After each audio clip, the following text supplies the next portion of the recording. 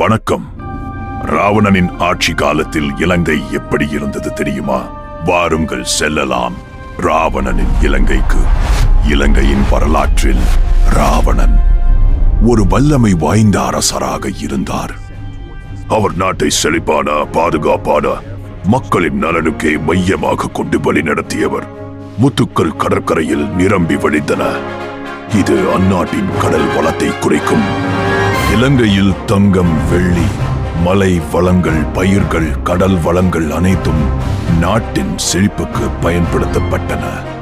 கோட்டைகள், இராணுவ தளங்கள் மற்றும் மக்கள் வீடுகள் அனைத்தும் ராவணனின் அறிவும் வல்லமையும் கொண்டு திட்டமிட்டு கட்டப்பட்டன.